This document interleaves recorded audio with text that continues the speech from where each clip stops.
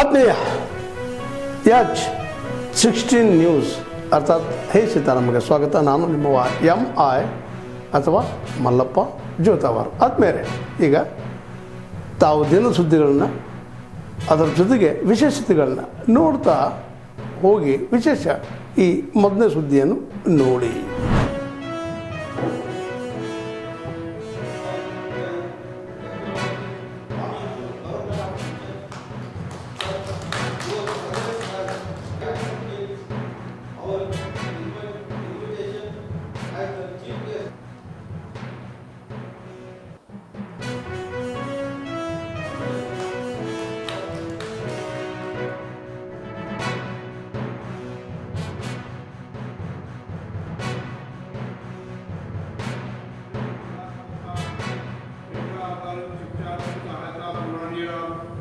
विकल्प नहीं बल्कि आवश्यकता बन चुकी है. ओपन यूनिवर्सिटी ने यह सिद्ध किया है कि जहां इच्छा वहां शिक्षा. कामकाजी युवा, ग्रामीण क्षेत्र के विद्यार्थी, महिलाएं, दिव्यांगजन, सेवारत कर्मचारी और वे नागरिक जो किसी कारणवश औपचारिक शिक्षा से वंचित रह गए हैं, सभी के लिए ODN एक नई आशा है. विकसित भारत की परिकल्पना तभी साकार होगी जब विकास का लाभ समाज के अंतिम व्यक्ति तक पहुंचे और इसमें ओपन यूनिवर्सिटी का महत्वपूर्ण योगदान होगा.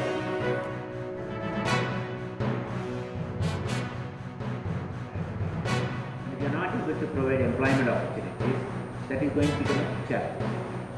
The other challenge today in our education system is our focus on research, innovation, entrepreneurship has to be completely revisited.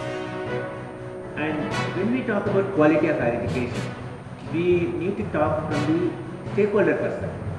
The students who's spending his valuable time of 3-4 years at the university and spending money, as well as the industry which is absorbing them, and the society which is absorbing these students when they grow up. If you look at quality from that perspective, I am not sure both the conventional universities and the open universities we are able to do justice. ಉನ್ನತ ಸಮಿತಿಗಳಿಗೆ ಕಾರ್ಯನಿರ್ವಹಿಸಿದರು. ಲೇಖಕ ಹಾಗೂ ಅಂಕಣಕಾರರಾಗಿ ಗುರುತಿಸುವ ಶ್ರೀಯುತರು English ಮತ್ತು ಮರಾಠಿ ಪತ್ರಿಕೆಗಳಲ್ಲಿ ಅಂಕಣಗಳನ್ನು ಬರೆಯುವುದರ ಮೂಲಕ ಜೊತೆಗೆ 250 ಹೆಚ್ಚು ವೈಜ್ಞಾನಿಕ ಸಂಶೋಧನಾ ಪ್ರಬಂಧಗಳು ಪ್ರಕಟಿಸುತ್ತಾರೆ. ಪಶ್ಚಿಮ ಘಟ್ಟಗಳ ಸಂರಕ್ಷಣೆ ಕುರಿತಂತೆ ಅವರು ನಡೆಸಿದ ಪ್ರಯತ್ನಗಳಿಗಾಗಿ ಪರಿಸರ ಸಂಬಂಧಿಸಿದ ವಿಶ್ವಸಂಸ್ಥೆಯ ಅತ್ಯುನ್ನತ ಪ್ರಶಸ್ತಿಯಾದ ಚಾಂಪಿಯನ್ ಆಫ್ ದಿ ಅರ್ತ್ ಗೌರವಕ್ಕೆ ಭಾಜನರಾಗಿದ್ದು ಶ್ರೀಯುತರು ಪದ್ಮಶ್ರೀ, ಪದ್ಮಭೂಷಣ, ಶಾಂತಿ ಸ್ವರೂಪ ಭಟ್ನಾಗರ್, ವಿಜ್ಞಾನ ಮತ್ತು ತಂತ್ರಜ್ಞಾನ ಪ್ರಶಸ್ತಿ, ಉತ್ತಮ ಸಾರಾಭಾಯಿ ಪ್ರಶಸ್ತಿ, ಕನ್ನಡ ರಾಜ್ಯೋತ್ಸವ ಪ್ರಶಸ್ತಿಯ 10 ಹಲವು ಪ್ರಶಸ್ತಿಯಾಗಿದ್ದರು. ಖ್ಯಾತ ಪರಿಸರವಾದಿ, ವಿಜ್ಞಾನಿ, ವೈವಿಧ್ಯದ ಪಶ್ಚಿಮ ಘಟ್ಟಗಳ ರಕ್ಷಕ ಪ್ರೊಫೆಸರ್ ಮಾಧವ್ ಗಡ್ಗಿಲ್ ಅವರು ದಿನಾಂಕ 7/1/2026 ನಿಧನ ಹೊಂದಿರುತ್ತಾರೆ. ನೀವು ಖಂಡಿತವಾಗಿ ಅವಕಾಶ ಮಾಡಿ ಕೊಟ್ಟೇ ಬರ್ತೇನೆ. ಮಾನ್ಯ ಮುಖ್ಯಮಂತ್ರಿಗಳು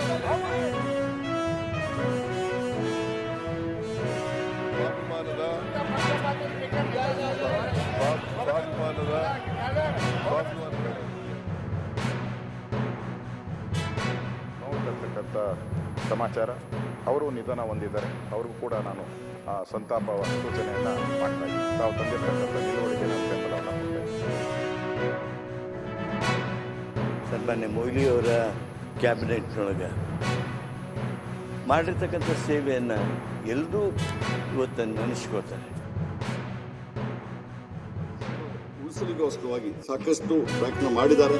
ಬಹುಶಃ ಅವರು ಈ ಸಮೇತ ಈ ಸಂದರ್ಭದಲ್ಲಿ ಸಂತಾಪ ಸೂಚನೆ ಮಾಡಿ ನಾವೆಲ್ಲ ಸೇರಿ ಅವರು ಶಾಂತಿ, ಅವರ ಆತ್ಮಕ್ಕೂ ಶಾಂತಿ ಬರಲಿ ದೇವರಲ್ಲಿ ಪ್ರಾರ್ಥನೆ ಮಾಡಿ ನಮ್ಮ ಮಾತು.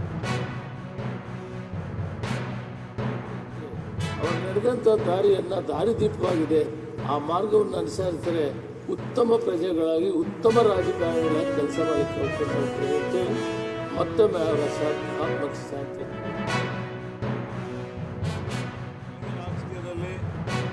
ಯಾರಾದರೂ ರೋಲ್ ಮಾಡೆಲ್ ಅಂತೇಳಿ ನಮ್ಮ ತಂದೆಯವರೇ ನನಗೆ ರೋಲ್ ಮಾಡೆಲ್, ಅವರೇ ನಮಗೆ ಸ್ಫೂರ್ತಿ ಅಂತ ಹೇಳಲಿಕ್ಕೆ ಬಯಸ್ತಾ ಇದ್ದೀನಿ. ಅವರ ಮಾರ್ಗದರ್ಶನದಲ್ಲೇ ರಾಜಕಾರಣ ಅಂತ ಹೇಳಿದ್ರೆ ಸೇವೆ ಅಂತ ತಿಳ್ಕೊಂಡು ನಾವೆಲ್ಲ ಬಂದಿದ್ದೇವೆ. ಬಹಳಷ್ಟು ಆದರ್ಶಗಳನ್ನು ಅವರು ಆದರ್ಶಗಳನ್ನು ಜೀವನದಲ್ಲಿ ಇಟ್ಕೊಂಡು ನೀವು ಬಾಳಿದರೆ ನಮ್ಮ ಸಮಾಜ ನಾವು ಪರಿವರ್ತನೆ ಮಾಡಲಿಕ್ಕೆ ಸಾಧ್ಯ ಇದೆ ಅಂಥೇಳಿ ಅವ್ರು ಹೋದಲ್ಲೆಲ್ಲ ಯುವಕರನ್ನೇ ಅವರು ಉದ್ದೇಶಿಸಿ ಮಾತಾಡ್ತಾ ಇದ್ದಾರೆ. ಸಂಶೋಧನೆ ಮಾಡಿ ಡಾಕ್ಟರೇಟನ್ನು ಪಡೆದಂಥವರು ಇವರು ಕೂಡ ಇವತ್ತು ನಮ್ಮನ್ನೆಲ್ಲ ಅಗಲಿದ್ದಾರೆ. ಇವರೆಲ್ಲರ ಆತ್ಮಕ್ಕೆ ಚಿರ ಶಾಂತಿಯನ್ನು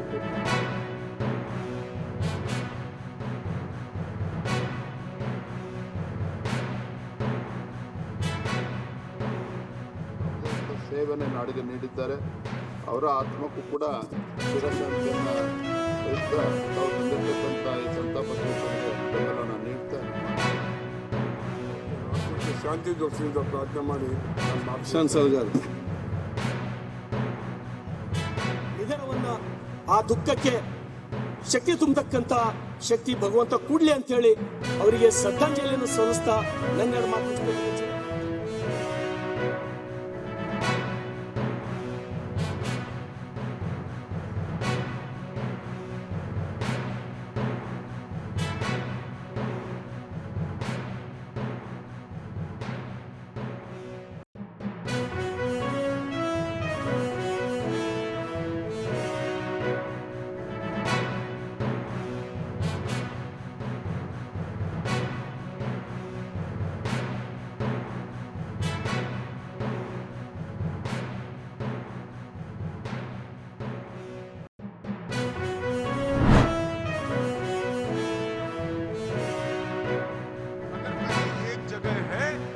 भारतीय परंपरा में विश्व भर की समस्याओं का समाधान।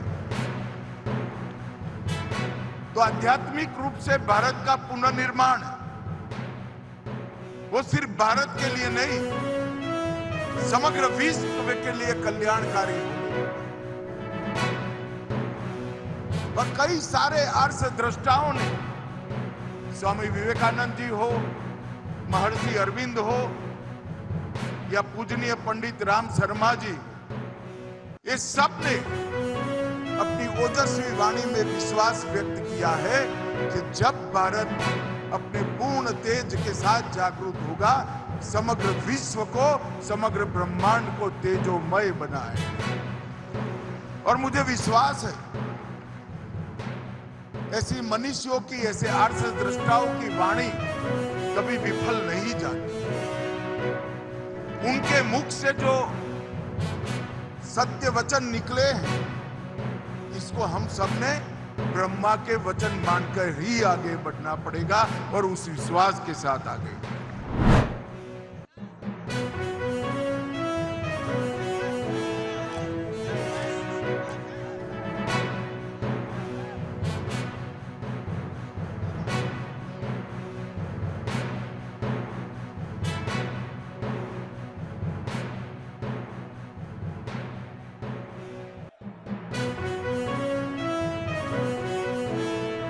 मैं राज्य विधानमंडल के संयुक्त अधिवेशन में आप सभी का हार्दिक स्वागत करता हूं।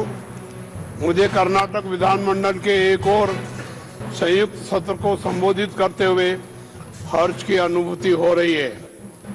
कुल मिलाकर राज्य की आर्थिक, सामाजिक और भौतिक विकास की गति 2 गुना करने के लिए मेरी सरकार पूरी तरह प्रतिबद्ध है।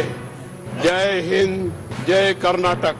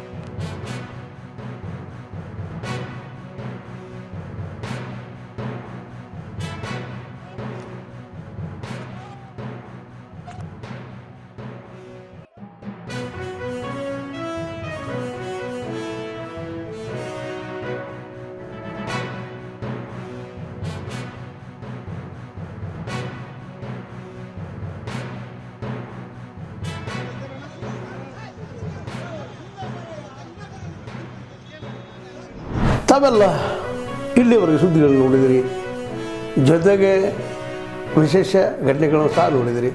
ಅದು ನಿಮಗೇನು ಅನ್ನಿಸ್ತು? ನಿಮಗೆ ಲೈಕ್ ಮಾಡಿರಿ, ಶೇರ್ ಮಾಡಿರಿ, ಕಾಮೆಂಟ್ ಮಾಡಿರಿ, ಜೊತೆಗೆ ಸಬ್ಸ್ಕ್ರೈಬ್ ನಿಲ್ಲಿಸ್ಬೇಡ್ರಿ. H16 ನ್ಯೂಸ್ ಅರ್ಥಾತ್ ಸತ್ಯದ ಕೈಗನ್ನಡಿ ವಂದನೆಗಳು.